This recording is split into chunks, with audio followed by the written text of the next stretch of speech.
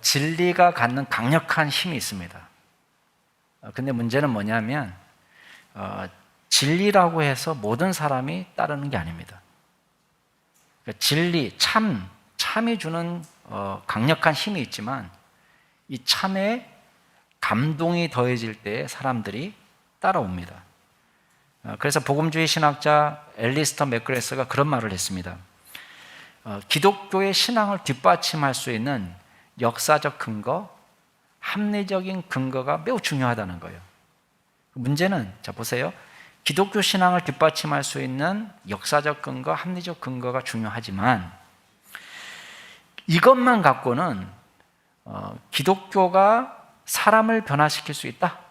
또 너무 당혹스럽고 혼란스러운 이 세상 속에서 삶의 의미와 소망이 된다는 것을 입증하기에는 역부족이라는 거예요. 옛날 기독교 변증학의 핵심은 뭐냐면 성경에 나와 있는 이게 역사적 사실이냐 이걸 입증하는데 노력을 많이 기울였습니다. 예를 들면 예수님이 처녀의 몸에서 나셨다는데 동정녀 찬생이 역사적 사실이냐 아니냐, 예수님이 행하신 이적이 실제 일어난 거냐 안 일어난 거냐, 또 예수님은 정말 죽었다가 살아나신 거냐 안 살아나신 거냐, 그러니까 이거를 입증하는데 노력을 많이 기울였어요. 근데 우리가 해보니까 알지만은 이게 중요하지 않다는 게 아닙니다. 아까도 얘기했잖아요. 앨리스터 맥그레스가 역사적 근거나 합리적인 근거를 제시하는 것이 매우 중요하다. 그래 이걸로 충분하지가 않다. 사람들이 예수님이 십자가에 달려 돌아가셨다, 죽은 자 가운데서 살아나셨다, 이걸 이야기하면 그거를 받아들이는 사람도 있을 수 있습니다. 근데 질문은 그거예요. 그래서 뭐 어쩌라고 이런 말을 하는 거예요. 그게 나하고 무슨 상관이야? 예수님이 기적을 행하셨어. 그래 어쩌라고? 그게 뭐? 이렇게 대답하는 거예요. 그래서 기독교가 강력한 진리를 가지고 있는데 이 진리가 강력한 힘을 받기 위해서는 결국은 뭐가 따라가야 되느냐? 감동이 있어야 된다는 거예요. 그래서 앨리스터 맥그레스가 그렇게 얘기했습니다. 지금 기독교 변증학의 주 목적은 어떤 것 되냐면 기독교 신앙이 얼마나 아름다운지, 기독교 신앙이 얼마나 선한지를 충실하고 생생하게 묘사해 줄 수 있어서 이 사람들로 하여금 기독교적인 세계관, 심오한 세계관에 이끌리도록 만들어주는 거다. 이게 기독교 변증학의 목적이 된다. 그러면서 이분이 그럼 가장 강력한 기독교가 얼마나 아름다운지, 얼마나 심오한지, 얼마나 선한지를 보여줄 수 있는 가장 강력한 방법이 뭐가 있냐? 우리 개인 간증이라는 거예요. 변화된 우리의 모습. 이것이 가장 강력하다는 거예요. 그럼 최근 일어난 우리 입양 아동 그 학대 사망 사건 있잖아요. 불미스럽게도 이게 기독교 가정에서 일어난 일이고 더욱이 목회자 가정 배경을 가지고 있는 집안이기 때문에 사람들이 실망하는 거예요. 그러면 우리는 이렇게 얘기할 수 있습니다. 목회자도 사람이다. 목사 아들도 목사 딸도 사람이다. 이렇게 말을 할 수는 있습니다. 그렇지만 그걸로는 불완전해요. 기독교 신앙을 가진 가정, 특별히 목회자 가정이 얼마나 아름답고 선하고 복된 삶을 살아가는지를 사람들이 보고 싶어 해요. 너무나 당연한 것입니다. 이게 욕심이 아닙니다. 우리가 믿는 신앙이 얼마나 아름다운지, 우리가 믿는 신앙이 얼마나 선한 것인지를 알 수 있는 다른 방법이 없어요. 무엇을 위해서 나타나냐? 무엇을 통해서? 나의 삶을 통해서 나타나는 거예요. 오늘 말씀을 보면은 바울의 개인 간증이 나옵니다. 난데없이 왜 지난주에 다른 복음은 없다 이렇게 말해놓고는 개인 간증이냐? 이유가 있습니다. 다른 복음이 없다 그러면 내가 전한 이 바울의 복음이 진짜 복음이다 라는 걸 설명할 수 있는 유일한 방법은 뭐냐? 변화된 바울의 모습이에요. 나를 보라는 거예요. 나를 보라. 다른 복음은 없다. 자기를 포함해서 천사, 아니 그 천사 할아버지가 와도 예수 그리스도의 복음을 전한 그 복음 외에 다른 복음을 전하는 사람은 저주가 임한다 이렇게 말했어요. 그럼 우리에게 드는 질문이 그거예요. 그러면 자기가 전한 복음이 진짜라는 증거가 있어? 이런 거예요. 그런 질문이 생기겠죠. 아니, 왜 자기가 전한 복음만이 진짜 복음이래? 증거 있어? 이렇게 되는 거예요. 그때 지금 바울이 몇 가지를 가지고 증명하는 것입니다. 자, 첫 번째 증거는 뭐냐면 바울의 복음은 자기 게 아니라는 거예요. 나의 복음이 아니라 그리스도의 복음이라는 거예요. 쉽게 말하면 바울이 전한 복음은 신적 기원을 갖는 것입니다. 자, 오늘 읽은 11절, 12절 말씀 다시 한번 읽어볼까요? 갈라디아서 1장 11절, 12절 같이 한번 읽어보겠습니다. 시작. 형제들아, 내가 너희에게 알게 하노니 내가 전한 복음은 사람의 뜻을 따라 된 것이 아니니라. 이는 내가 사람에게서 받은 것도 아니고 배운 것도 아니고 오직 예수 그리스도의 계시로 말미암은 것이다. 사람들은 말할 거예요. 바울이 독선가야? 왜 자기 다른 복음은 없대? 왜 자기가 전한 복음만 옳대? 교만해? 결론부터 말하면 바울은 이렇게 말합니다. 내가 옳다는 걸 말하는 게 아니에요. 내가 전했지만 바울은 자기의 작품이 아니에요. 11절에 보니까 사람의 뜻을 따라 된 것이 아니다. 12절에 보면 내가 강조되어 나타나면 내. 우리말로는 이는 내가 사람에게서 이렇게 되어 있지만 헬라어 원문을 보면 어떻게 번역해야 맞냐면 이는 내가 사람에게서 받은 것도 아니고 내가 배운 것도 아니고 이렇게 나와요. 그러니까 내가 아니고 뭐냐? 이건 예수 그리스도의 계시다. 자기는 전달자에 불과하다는 거예요. 자, 보세요. 제가 초등학교 한 2학년쯤 되는 걸로 기억하는데요. 학교 파한 다음에 이제 집에 가기 전에 옆반 교실에 아는 친구가 있어서 가봤더니 칠판 가득히 낙서가 되어 있는 거예요. 삐뚤빼뚤 막 이렇게 낙서가 되어 있으니까 제가 좋은 마음으로 그 칠판을 싹 다 지우고 집에 갔어요. 그 다음날 난리가 난 거예요. 누가 지웠냐. 이걸 찾다 보니까 제라는 게 발각이 됐어요. 우리 교실까지 선생님이 왔어요. 옆반 선생님이. 네가 지웠냐. 제가 지웠습니다. 왜 지웠냐. 낙서 같아서 지웠습니다. 이런데 보니까요, 선생님이 깁스하고 있는 거예요. 오른팔에. 자율학습, 아침에 하는 자율학습 문제를 칠판 가득히 적어 놓으셨는데 왼손으로 쓰셨으니까 얼마나 오래 시간이 걸렸겠어요. 오른손잡이가. 근데 팔에 깁스한 상태에서 너무 고통스럽게 왼손으로 그거를 칠판 가득 적어 놓은 걸 저는 친구가 적은 줄 알고 낙서한 줄 알고 싹 다 지운 거예요. 자, 칠판 내용의 진정성은 어디에 있습니까? 글씨에 있나요? 삐뚤빼뚤하니까? 아니에요. 아무리 삐뚤빼뚤해도 선생님이 적어놓은 거면은 그 진정성을 갖는 거예요. 자, 바꿔서 반장이 적었어요. 반장은 못생기고, 또 키도 작고 글씨도 삐뚤빼뚤해요. 그런데 선생님이 너 여기서부터 여기까지 내일 자율학습 문제 칠판에 적어놓고 가. 반장이 적어놨어요. 자, 그 다음날 아침에 와서 학생들이 그 문제를 풀어야 돼요? 안 풀어야 돼요? 풀어야 됩니다. 그 칠판에 적혀 있는 것은 반장이 쓴 거지만 그 진정성은 어디서 나오는 겁니까? 선생님의 권위에서 나오는 거예요. 마찬가지예요. 바울은 지금 전달자에 불과합니다. 바울이 말하지만 아무리 말재주가 없고 키도 작고 별 볼 일 없지만 바울이 전한 복음이 파워 있는 이유는 무엇입니까? 바울이 이 메시지의 제작자가 아니에요. 사람은 오류가 있습니다. 사람이 만든 것은 절대 분변의 진리가 아닙니다. 기존의 철학은 계속 업데이트 됩니다. 세월이 흐르면서 이론은 변합니다. 교육 철학도 바뀝니다. 그래서 우리는 언제 공부하면 영어 조기교육이 좋다. 조금 언제 또 조기교육이 나쁘다. 왔다 갔다 합니다. 그런데 복음은 다릅니다. 아무리 바울이 전해도 바울이 만든 것이 아닙니다. 12절에 오직 예수 그리스도의 계시다 라고 말합니다. 그럼 이건 두 가지 번역이 가능해요. 사실 이 소유격 번역 예수 그리스도의 계시, 이 소유격 번역은요 사실 쉽지 않습니다. 뭐 문법적으로 어려워서가 아니라 두 가지 해석이 다 가능하기 때문에 우리가 헷갈릴 때가 있습니다.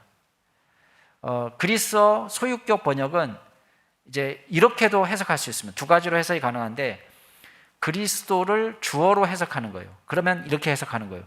그리스도의 계시, 이거는 그리스도가 계시하신 것, 이렇게 번역도 가능해요.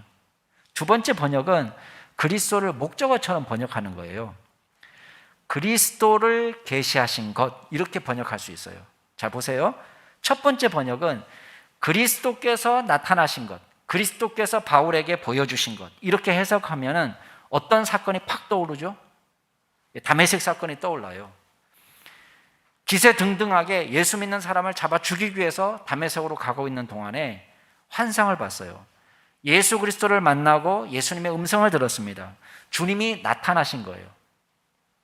그리고 이뿐만 아니라 바울 생애에 있어서 매우 중요한 복음의 사상을 예수님의 계시를 통해서 정리되었다, 이렇게 번역할 수 있습니다. 두 번째 번역은 그리스도를 목적어처럼 번역해서 그리스도를 보여주셨다, 이렇게 해석할 수 있습니다. 그러면 주어는 누구겠어요? 하나님이 되는 거예요. 하나님께서 그리스도를 제대로 보여주셨다, 바울에게. 우리가 상식적으로 예수님과 바울이 서로 육체적으로 만난 적이 있을까 없을까? 여러분, 어떤 가능성을, 개연성을 생각해 볼 수 있겠어요? 바울과 예수님은 서로 만났을 수 있어요. 육체적으로, 육신적으로도. 왜냐하면 예루살렘에 올라오셔서 예수님이 처형하는 그 시기에 바울은 뭐 하고 있었냐면 예루살렘에서 유학하고 있었어요. 가말리엘 밑에서 율법을 공부하고 있었습니다. 그리고 성전에서 바리새인과 논쟁할 때에, 여러분, 바리새파하고 예수님과의 논쟁을 할 때에 바울의 신부는 바리새파예요. 이걸 몰랐겠어요? 누구보다도 예수님을 잘 알았을 수 있습니다, 육체적으로는. 그러나 뭘 모르는 거예요? 예수님이 메시아고 하나님의 아들이라는 것은 받아들일 수 없었어요. 근데 하나님의 계시를 통해서 새로운 세계가 열린 거예요. 바울은 지금까지 이해했던 예수님과는 전혀 다른 새로운 예수님에 대한 이해를 갖게 된 것입니다. 그리스도의 계시를 어느 것으로 번역해야 되느냐? 우리가 문법적으로는 두 가지가 다 가능하기 때문에 어느 하나를 딱 배제하기는 어렵습니다. 근데 여기서 어떻게 번역해든 간에 공통점이 하나 있습니다. 그게 뭐냐? 바울의 복음은 신적 기원을 갖는다는 거예요. 예수님이 계시하셨던, 하나님께서 예수님을 가르쳐 주셨던 공통점은 무엇입니까? 결국은 하나님의 계시라는 거예요. 바울이 만들어낸 것이 아니라는 것이에요. 그렇기 때문에 바울은 자기가 전한다고 해서 이거를 바울 복음이라고 말할 수 없습니다. 자기도 복음을 함부로 변경할 수 없다는 거예요. 그래서 자기도 포함시키죠. 우리도, 혹은 하늘의 천사도 우리가 전한 복음 외에 다른 복음을 전하면 저주를 받는다라고 말했던 것입니다. 오늘날 이 사실을 기억하지 못하고 바울의 복음을 바울이 만들어낸 것이라고 생각하는 자유주의자들이 많습니다. 이 사람들은 바울이 전한 복음을 자기 마음대로 고쳤습니다. 여러분, 바울도 자기 복음을 고칠 수 없어요. 왜? 자기 것이 아니기 때문에. 그런데 오늘날 많은 사람들은 성경을 마음대로 왜곡합니다. 또 성경을 거절합니다. 여기서 기준은 뭐가 됩니까? 복음을 거부할 때 기준은 내가 되는 거예요. 여러분, 자유주의 신학자들 10사람을 모아놓고 말해보세요. 10사람이 다 틀립니다. 왜 틀린지 아세요? 왜 10사람이 다 다릅니다. 왜 다른지 아세요? 10사람은 서로 내가 믿는 만큼, 내가 이해한 것만큼 주장해요. 똑같은 성경 구절을 갖고도요, 내가 이해한 만큼만 믿습니다. 그러니까 결국은 바울의 복음도 아니고 예수님의 복음도 아니고 누구 복음이에요? 자기 복음이에요. 자기 복음. 내가 복음. 바울은 예수님을 오해했다라고 주장합니다. 예수님과 바울을 서로 싸움 붙입니다. 바울은 기독교를 오염시킨 사람이라고 이야기합니다. 천만의 말씀이에요. 바울은 뭐라고 얘기하냐? 이건 내가 전하고 있지만 나의 복음이 아니다. 사람에게서 배운 것도, 사람에게서 전수받은 것도 아니고 오직 예수 그리스도의 계시로 말미암은 것이다. 이렇게 말씀하고 있는 것입니다.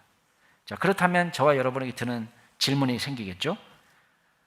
아니, 바울이 자기가 예수 그리스도의 계시라고 말하는데 그걸 뭘로 입증해요?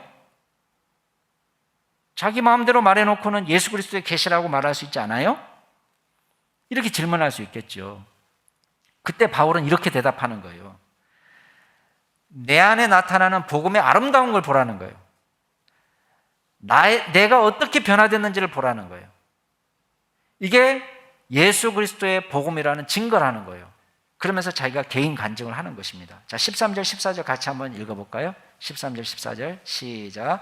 내가 이전에 유대교에 있을 때에 행한 일을 너희가 들었거니와 하나님의 교회를 심히 박해하여 멸하고 내가 내 동족 중 여러 영갑자보다 유대교를 지나치게 믿어 내 조상의 전통에 대하여 더욱 열심히 있었으나, 자, 앞으로 살펴보겠지만 갈라디아 교회에 출현한 이단의 대표적인 특징은 유대적이에요.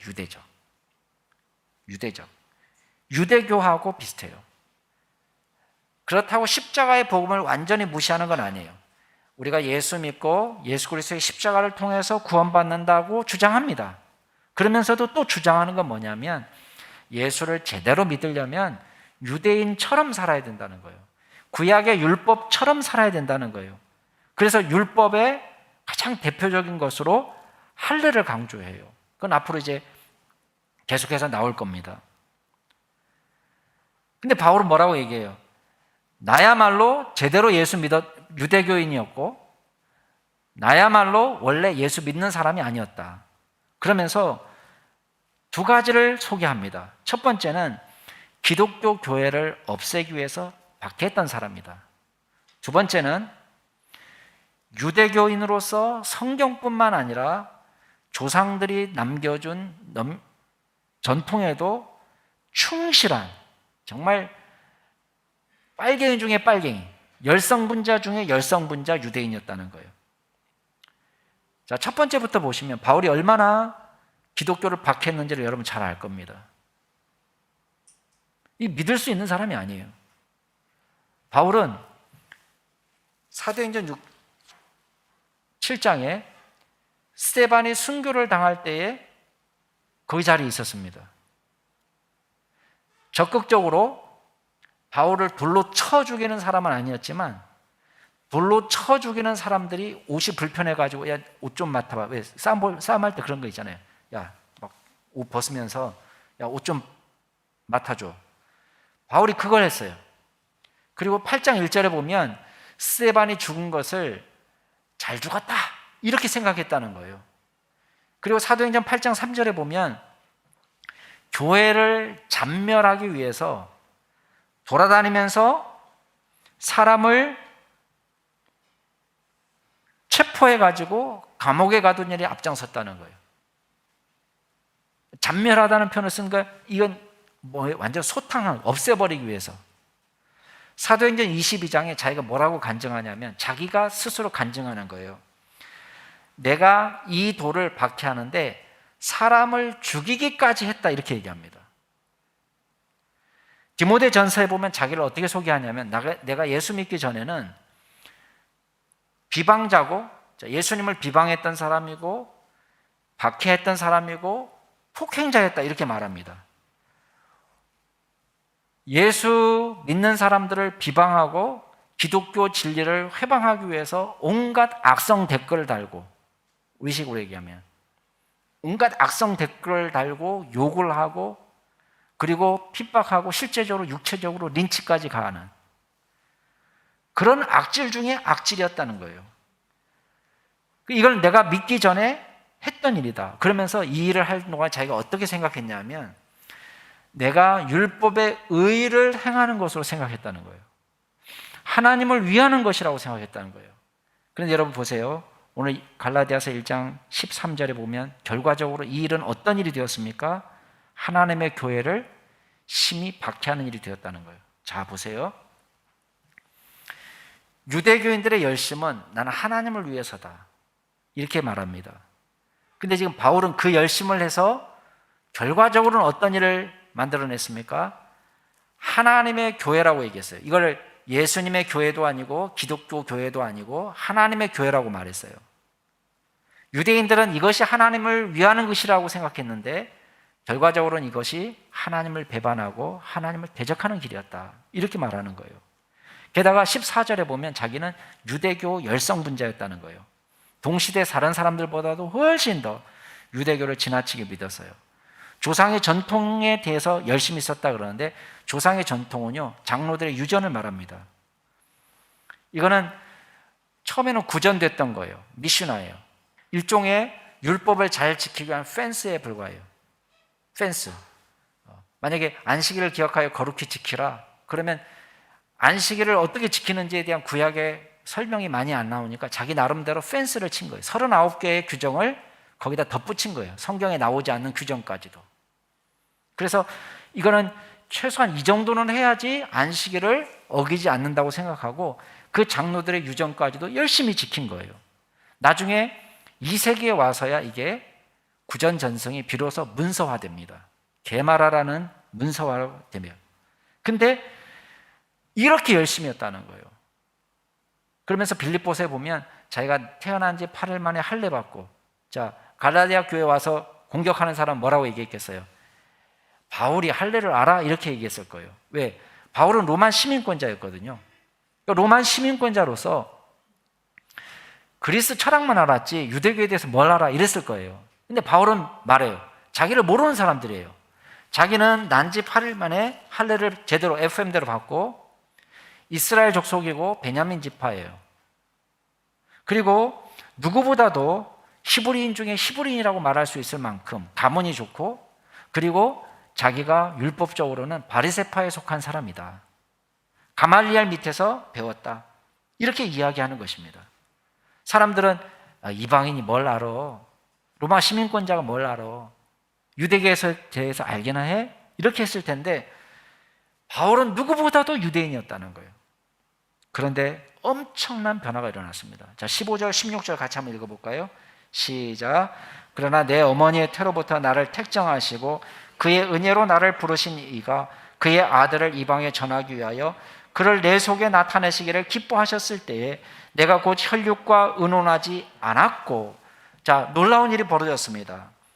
도저히 자격 없는 자기 안에 하나님께서 당신의 아들 예수 그리스도를 계시해 주신 것입니다. 이걸 기쁨으로 계시해 주셨다 말씀합니다. 그러면서 바울이 자기가 한 일은 없다, 자기에게 일어난 일을 두 가지로 요약합니다. 첫 번째는 뭐냐? 엄마 뱃속에 있을 때부터 택정해 주셨다. 하나님의 주권적 선택이죠. 두 번째는 하나님께서 은혜로 나를 불러주셨다는 거예요. 어머니 태중에서라는 말은 엄밀한 의미에서는 영원 전부터예요. 바울이 엄마 뱃속에 있기도 전부터 하나님께서 택정하신 거예요. 그런데 여기서 철저하게 바울의 공로는 배제됩니다. 바울이 착하기 때문에 선택받은 게 아니에요. 엄마 말씀 잘 들었기 때문에 선택받은 것도 아닙니다. 바울은 지금 선한 일을 하고 있기 때문에 선택받은 게 아니에요. 예수 그리스도의 박해자입니다. 심지어 사람도 죽였습니다. 예수 믿는 사람을 죽였어요. 지옥의 땔감으로서도 시원치 않은 인물입니다. 그런데 바울은 자신과 같은 사람까지 예수님이 선택해 주셨다. 이걸 고백하는 거예요. 그리고 때가 되니까 하나님께서 바울을 불러주셨습니다. 교회에서 주님을 찬양하고 예배할 때 불러주신 게 아니에요. 예수 믿는 사람을 잡아 죽이기 위해서 다메섹으로 가는 동안에 불러주셨습니다. 그 마음에는 분노와 미움과 원수 맺음과 혈기가 가득하는 그때, 여러분 온유하고 겸손하고 이럴 때 불러주신 게 아니에요. 혈기가 방자한 그런 바울을 찾아오신 것입니다. 100% 은혜의 사건이에요. 예수님 없는 삶 얼마나 고단한가? 어디 교회라도 가볼까? 그럴 때에 불러주신 게 아니에요. 교회를 없애려고 하는 사람을 만나주신 것입니다. 그리고 놀라운 일이 벌어졌습니다. 16절에 보면 그의 아들을 내 속에 나타나기를 기뻐하셨다. 하나님께서 기쁨으로 당신의 아들을 바울 속에, 이 두 가지 해석이 다 가능한데 to me, 나에게 이렇게 번역이 가능하고 through me, 나를 통해서 이렇게 번역도 가능합니다. 그래서 영어 성경 중에서 이 두 가지를 다 담고 있는 번역본도 있어요. 바울을 통해서 그리스도가 나타나도록 이런 의미도 포함해서, 또 바울에게 그리스도가 계시해서. 자, 어찌됐든 여러분 보세요. 이게 어떻게 가능하게 됐느냐. 이게 바로 바울이 증거하고 있는 복음을 입증해 준다는 거예요. 자, 보세요. 다 정리합시다. 지난주에 말씀을 잘 생각해 보세요. 바울이 말한 복음의 핵심은 뭐였습니까? 갈라디아서 1장 4절에 나왔죠. 거기서 우리가 세 가지를 봤어요. 첫 번째는 그리스도께서 우리 죄를 대속하기 위해서 자기 자신을 주셨다는 거예요. 이게 복음이었어요. 은혜의 사건이었어요. 두 번째는 이 악한 세대에서 우리를 건져내시기 위해서 행하신 일이라는 거예요. 세 번째는 이게 하나님의 뜻에 정확하게 일치된다는 거였어요. 근데 이거를 어떻게 입증하느냐? 날 봐라. 우리 죄를 위해서 대속하셨기 때문에 나 같은 사람에게까지도 예수님께서 나타나신 게 아니냐. 나는 죽어야 마땅한 사람인데 나에게까지도 하나님께서 당신의 아들을 보여주기를 기뻐하신 게 아니냐. 이게 복음 아니냐라고 말하는 것입니다. 우리가 할례를 받고 무엇을 지켜야지 구원받느냐? 천만의 말씀. 우리는 죽을 죄를 지었는데 우리를 하나님께서 은혜 가운데 당신 자신을 주시기까지 사랑해 주셔서 우리를 구원하신 게 아니냐. 내가 그 은혜의 수혜자다라고 지금 고백하고 있는 거예요. 뿐만 아니에요. 자, 1장 16절 다시 한번 보세요. 이 부르심을 통해서 바울은 사명을 깨달았습니다. 그 사명이 뭐예요? 그의 아들을 이방에 전하는 것이에요. 이게 사명이에요. 이 엄청난 사명을 깨닫는데 긴 시간이 필요하지 않았습니다. 다메섹에서 주님을 만나고 바울은 꼬꾸라졌어요. 그때 예수님이 말씀하십니다. 야, 일어나서 시내로 들어가라. 네가 행할 것을 네게 말해줄 사람이 올 거다. 사흘 동안 금식하고 있었습니다. 아무것도 보이지 않아요. 할 수 있는 게 아무것도 없어요. 누구 도움이 없이는 씻을 수도 먹을 수도 옷을 입고 벗을 수도 없는 거예요. 아무것도 할 수 없는 이 바울을 아나니아가 찾아왔습니다. 하나님이 보내서 왔다는 거예요. 와서 말하기를, 하나님 뭐라고 말씀하셨냐? 내가 이 사람은 내 이름을 이방인과 임금들과 이스라엘 사람들에게 전하기 위해서 택한 나의 그릇이라고 말했다는 거예요. 여러분 얼마나 감격스럽습니까? 바울이 전한 복음이 바로 이거예요. 바울은 뭘 말하고 있습니까? 이 악한 세대에서 우리를 건져내려고 예수께서 오셨다는 거예요.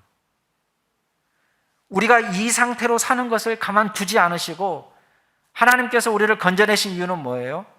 사명의 자리로 불러주시기 위해서 이 악한 세대를 떠나서 하나님의 온전한 다스림이 나타나는 시대로 들어가도록 불러주셨다는 거예요. 그 일이 자기를 통해서 나타났다는 거예요. 그래서 바울은 그리스도를 박해하던 사람이 예수의 이름을 증거하는 하나님의 도구가 되었습니다. 엄청난 혁명이 일어난 거예요. 복음은 능력이에요. 엄청난 변화를 일어납니다. 그토록 복음을 회방하던 사람이 복음의 증인이 된 것입니다. 완전한 반전이죠. 역설입니다. 교회를 없애려고 했던 사람이 복음을 위해 핍박받는 자가 되었습니다. 전에 바울은 기독교를 유대교 이단이라고 공격했습니다. 그러나 이제는 자기가 이단으로 알았던 기독교를 증거하는 증인이 된 것입니다. 예수를 믿지 않았으면 유대교 안에서 장래가 촉망되던 랍비로 살았을 것입니다. 그런데 남은 인생을 기꺼이 고난받는 자리로 나아가는 것입니다. 여러분, 복음의 진정성을 뭘로 입증할 수 있어요? 복음의 진정성은요, 어떻게 사는 걸로 보여주세요. 바울은 말하는 거예요. 내 삶을 보라는 거예요. 내가 예수만 안 믿었으면 이런 고생 안 해도 되는 사람이에요. 근데 나를 봐라. 내가 예수 믿고 어떤 삶을 사는지를 봐라. 라고 이야기하는 거예요. 이게 혁명입니다. 여러분, 거짓말하는 이유가 있죠. 거짓말 왜 하죠? 거짓말은 이익이 있기 때문에 거짓말해요. 에이, 목사님, 아무 이익 없어도 그냥 재미로 하는 사람도 있어요. 심심해서. 심심해서 재미를 구하는 것도 그것도 이익 중에 하나예요. 꼭 돈만 벌어야지 이익은 아니에요. 놀려먹고 막 기분이 좋고 이것도 이익인 거예요. 근데 여러분, 바울은 반대입니다. 자기가 거짓말 아니라는 거예요. 왜? 자기는 이 말에서 복음을 위해서 살았을 때에 자기는 손해를 본다는 거예요. 고난을 받는 것입니다. 근데 바울을 통해서 뭐가 나타납니까? 여러분, 예전에는 바울은 혈기가 있고 사리가 느껴지고 폭행자고 비방자고 더럽고 악랄하고, 근데 바울 안에서 아름다움이 나타나기 시작하는 거예요. 뭐예요? 사랑이 나타나는 거예요. 거룩함이 나타나는 거예요. 율법을 초월한 거룩함이 나타나는 거예요. 복음을 위해서 고난을 감수하는 거예요. 혁명적인 전환이 일어났습니다. 교회를 없애려고 했던 박해자가 이방인을 위한 전도자가 되었습니다. 옛날에는 이방인을 쓰레기 취급했던 사람이 이방인을 사랑하는 사람이 된 것입니다. 복음을 위해서 비방을 받았습니다. 고린도전서에 보면 사람들이 바울을 향해서 세상이 쓰레기라고 불렀습니다. 만물의 찌꺼기라고 불렀습니다. 과거에 바리새파에 속할 때는 석학이라는 소리를 들었습니다. 헬라 철학에 능통하고 유대 율법에 능통한 장래가 촉망되는 석학이라고 들었습니다. 그런데 이 사람이 이제는 만물의 찌꺼기, 세상의 쓰레기 같은 존재라는 말을 듣는 것입니다. 그런데도 속상해하지 않습니다. 바울은 뭐라고 얘기합니까? 로마서에 이렇게 고백합니다. 내가 복음으로 부끄러워하지 않다.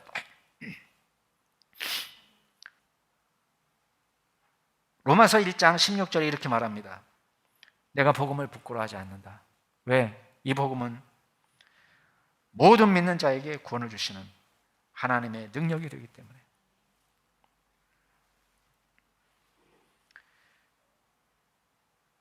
자신의 출세를 위해서 살았던 사람이 이제는 복음을 위해서 기꺼이 죽을 수 있는 사람이 된 것입니다. 자, 17절 말씀 한번 보세요. 이제 마지막으로 우리가 볼 게 있습니다. 바울 계시가 신적 계시라는 걸 뭘로 입증할까? 바울이 누구한테 배운 거 아니야? 바울은 자신의 회심 이후의 삶을 보여주면서 입증합니다. 자, 17절 같이 한번 읽겠습니다. 시작. 또 나보다 먼저 사도된 자들을 만나려고 예루살렘으로 가지 아니하고 아라비아로 갔다가 다시 다메섹으로 돌아가노라.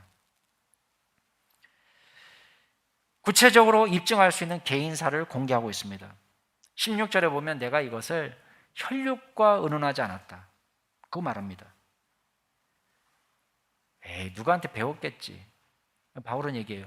자기가 누구한테 배우려고 해도 배울 만한 사람을 만난 적이 없다는 거예요. 자기가 회심 초기에 어떤 일이 벌어졌냐? 자기는 예루살렘으로 가지 않고 아라비아로 갔다고 얘기합니다. 사실 바울의 회심 초기의 역사를, 초기 생애를 완벽하게 재구성하는 건 어렵습니다. 우리가 갖고 있는 정보는 사도행전과 서신서에 흩어져 있는 정보들이에요. 특별히 오늘 갈라디아서 기록과 사도행전의 기록을 통해서 회심 이후에 바울의 초기 생애를 재구성할 수 있습니다. 사도행전의 기록을 보면 사실 회심 직후에 다메섹에서 전도를 하다가 박해를 받으니까 예루살렘으로 가는 장면이 나오거든요. 근데 오늘 말씀을 보면은 예루살렘에 가기 전에 한 3년 동안의 공백이 있었다는 걸 알 수 있어요. 그러니까 3년 동안 뭐 했느냐? 예루살렘으로 가지 않고 아라비아로 갔다는 거예요. 여러분, 아라비아는 그 당시에 나바테안 왕국이 있을 때입니다. 아레타스 왕이 통치하는 시대예요. 그러니까 사도들과 접촉할 수 있는 기회가 없어요. 아라비아로 가면은. 그렇죠? 그리고 다메섹으로 다시 돌아왔다는 거예요. 아라비아에서 뭐 했을까? 이것도 사실 추측밖에 못합니다. 전도도 전혀 안 했다 그렇게 말하기는 어렵겠지만 주로 아라비아에서 뭐 했겠어요? 그동안에 자기가 배웠던 구약 성경에 대한 새로운 이해, 새로운 계시를 하나님으로부터 받는 시간이었을 거예요. 완전히 다르게 보이는 거예요. 누구보다도 구약을 잘 알잖아요. 근데 구약 성경에 정통했던 바울이 예수 그리스도의 십자가와 부활을 통해서 구약을 보니까요, 완전히 달라진 거예요. 예수님을 만나기 전에 해석한 거하고 예수님을 만난 다음에 구약 해석하고 달라집니다. 옛날에는 율법으로만 봤던 구약 성경이 은혜의 책이라는 걸 알게 됐어요. 이 구약 성경 안에 은혜가 가득 들어있다는 걸 알게 됐습니다. 아, 내가 예수를 믿고 구원받는다는 것이 이런 거구나. 나 같은 사람도 예수님이 찾아오시는구나 라는 것을 구약 성경을 통해서 더 명확하게 알게 된 거예요.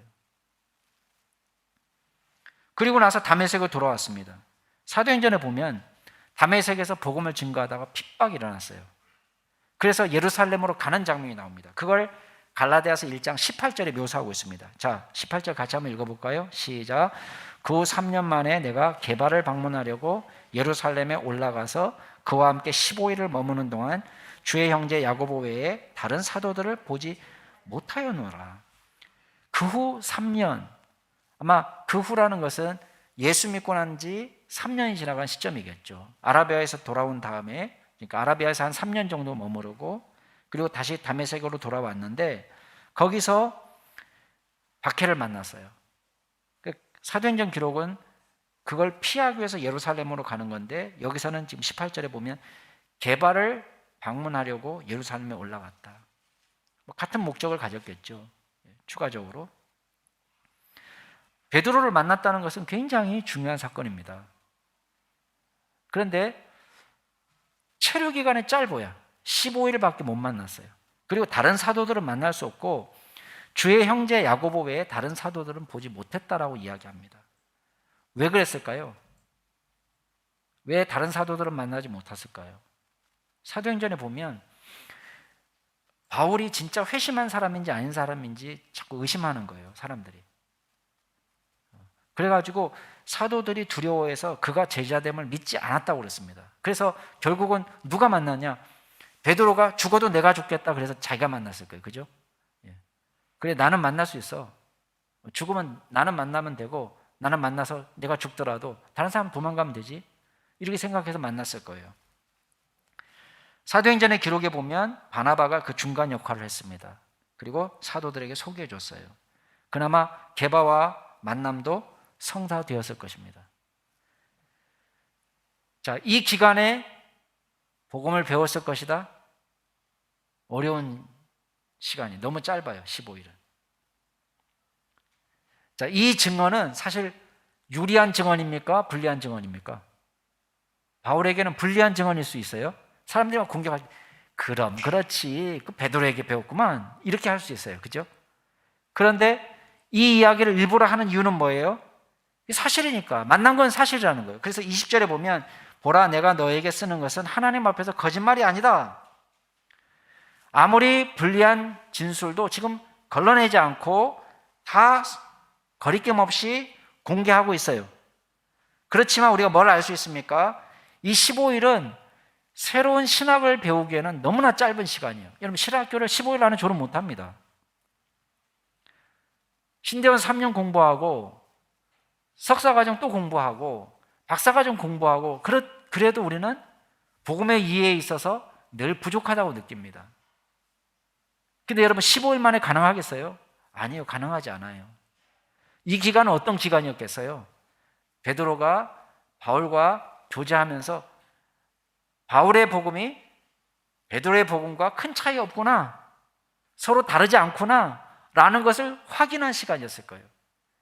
그러니까 베드로도 바울을 인정하고 사역자로 인정하고 야고보도 바울을 인정하고 그런 일이 벌어진 거예요. 자, 그 다음 일어난 일이 뭐예요? 21절에 보니까 그 후에 내가 수리아와 길리기아 지방에 이르렀으나 그리스도 안에 있는 유다의 교회들이 나를 얼굴로는 알지 못하고 다만 우리를 박해하던 자가 전에 말하려던 멸하려던 그 믿음을 지금 전한다함을 듣고 나로 말미암아 하나님께 영광을 돌리니라. 자, 그 짧은 기간 15일 동안 머무는 동안에 어떤 일이 벌어졌냐면 사도행전에 보면 바울이 복음을 전했어요. 근데 문제는 그 복음 때문에 박해가 일어난 거예요. 자칫 잘못하면 자기만 박해를 받는 것이 아니고 예루살렘 교회가 자기 때문에 피해를 보게 생겼어요. 그러니까 형제들이 바울을 얼른 피신시킵니다. 사도행전 기록에 보면 가이사랴를 거쳐가지고 길리기아 다소 고향으로 돌아가도록 인도합니다. 근데 오늘 말씀해 보면 가이사랴라는 말은 없지만 수리아라는 말이 나와요. 그죠? 그러니까 가이사랴를 거쳐서 어디로 갔을 거예요? 안디옥으로 갔겠죠. 수리아의 대표적인 도시 안디옥으로 갔을 것이고, 안디옥에서 다시 길리기아 지방 다소, 바울의 고향 지역으로 갔을 것입니다. 근데 여기서 바울이 보여준 삶이 있습니다. 뭐 했어요? 여기 보니까 23절에 소문을 듣기로, 유다교회가 소문을 듣기로 자기가 멸하려고 했던 그 믿음을 지금 전하고 있다는 소문을 들었어요. 그럼 바울이 뭐 하고 있었다는 거예요? 고향에서도 전도했다는 거예요.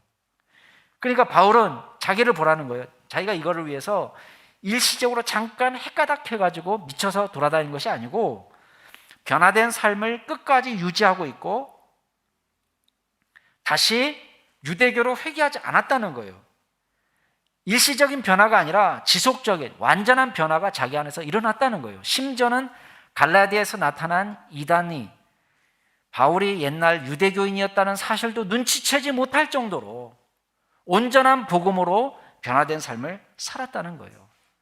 유대교에 인정받는, 예루살렘 교회에 인정받는, 그래서 하나님께 영광 올려드리는 그런 복음의 사람이 되었다는 것입니다. 이게 바울에게서 나타나는 혁명이에요.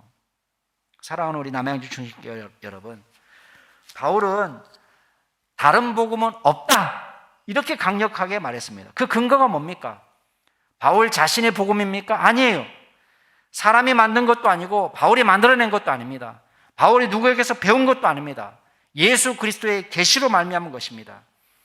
이 복음이 진짜 예수님의 계시냐 증거할 수 있는 근거가 뭡니까? 변화된 나를 보라는 거예요. 예수 그리스도의 복음의 능력이 나타나고 있다고 간증하는 것입니다. 여러분, 바울에게서 나타난 기독교는 아름다웠습니다. 바울에게 나타난 기독교는 선한 것이었습니다.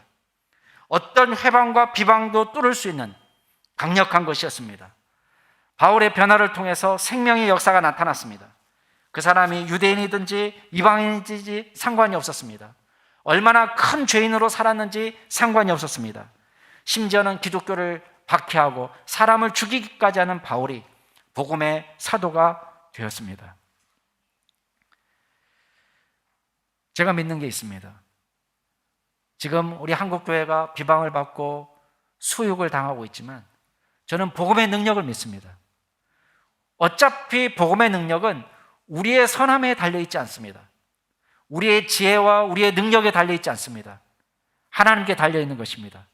저와 여러분은 복음의 순전함을 회복해야 될 줄로 믿습니다.